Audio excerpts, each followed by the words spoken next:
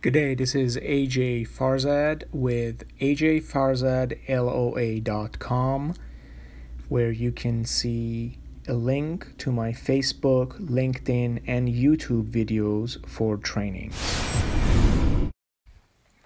Good day, this is A.J.FARZAD with A.J.FARZAD.com, and I wanted to put a quick video blog. Mainly, you're going to see the picture of me presenting recently at one of my company's function. I wanted to go over a couple of things and essentially explain why it is critical that you start with small steps, whether you see this as the science and behavior of success or law of attraction, everything is the same way.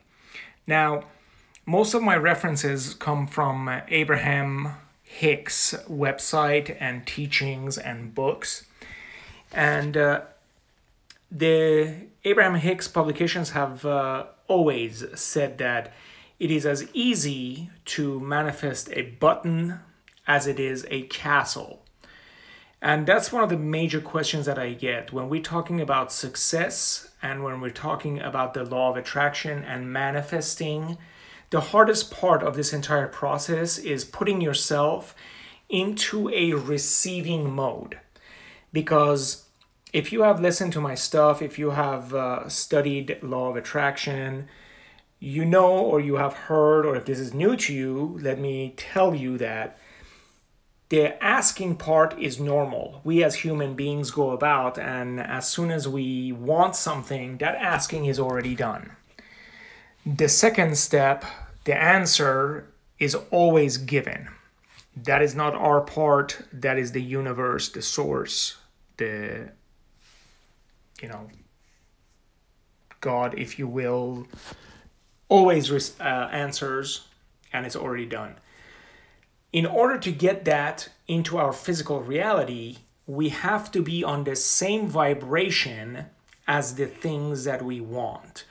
So essentially, that's the reason why when you say with a needy type of attitude, I want to have $1 million, or I wish I had won the lottery, that is coming from a sense of lack. And lack and prosperity are on the opposite ends of the spectrum. So where does this start small come in when you can, just as easily manifest a castle as you can a button, comes from our beliefs. So that's why we say that you cannot fake it until you make it, because it is not necessarily what you say, but it is how you feel when you say those things that tells the universe, and the laws and the science of success depend on this. When you get something back, it's your feelings and not your thoughts or what you say. So if I say that I am a millionaire and my gut is saying bullshit, then you're not going to be getting anything, because it is the vibration that your feeling is sending out. And this was one of the slides that I presented. The thoughts are the steering wheel in a vehicle model. But the emotion is what connects the steering wheel to the tires. So it is the emotions that tell the car which way to turn, and not necessarily what we think. How do you get yourself into the receiving mode? It has always been said that you need to act like you have it. But again, that is not an easy thing to do, especially for us in sales and marketing and training, when we are faced with a reality that is contradicting what we want. A belligerent or non-cooperative customer, a training that things are going wrong. It is very difficult for you to try to get your feelings in a good place, especially if you haven't practiced it, when you are faced with such quote-unquote realities. So here is where starting with small steps comes in. So you want to go ahead and concentrate on making small, successful steps. And Jim Rohn has very eloquently mentioned that success is doing a series of repeated successful actions. It seems so logical and so perfect, and yet we think of these things as oh, I am not worthy. Oh, it is more difficult to get $1 million than it is to get $1. You see where I'm going with this. For myself personally, I've been wanting to present to my company, the people that I have worked with for 16 years, for about 5 years. I've been playing with this stuff for over 10 years. But about 5 years ago was where I felt like I've hit the glass ceiling. I had this major desire to bring this information to my company.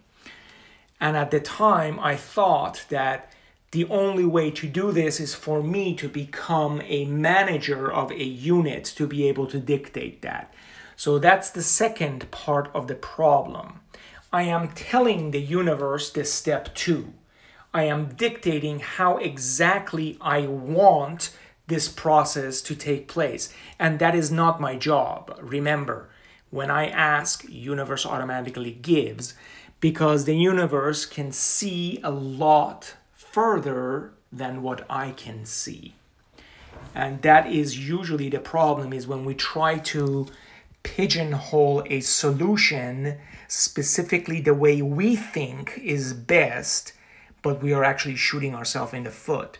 So just a personal story to cap this off and make you realize how things went is that through a lot of processes that I applied for different promotions and did not get it, set me up to, one, become more proficient at presenting this presentation to my team and getting a standing ovation, and 2, is set the scene for a very supportive manager that fought tooth and nail to get me up on that stage.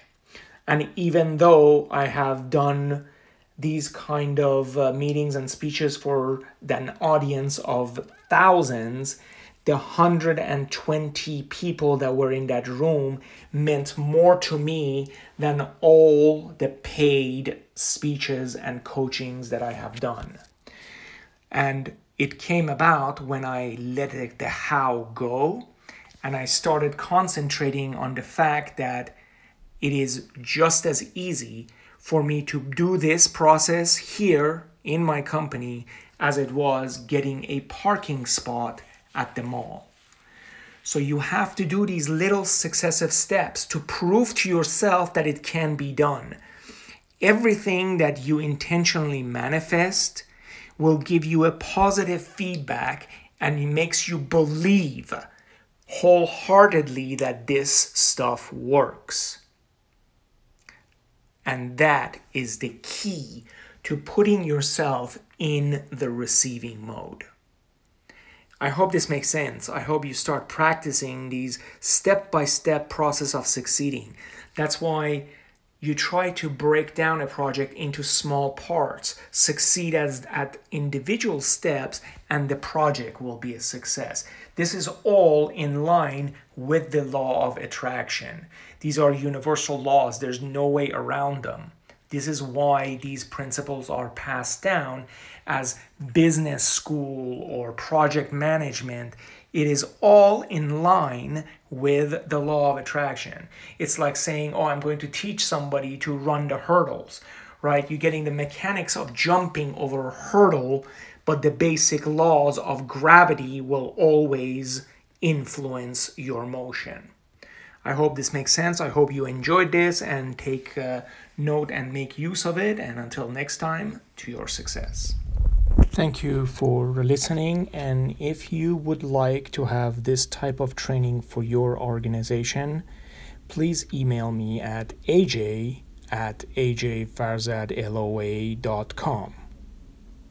To your success.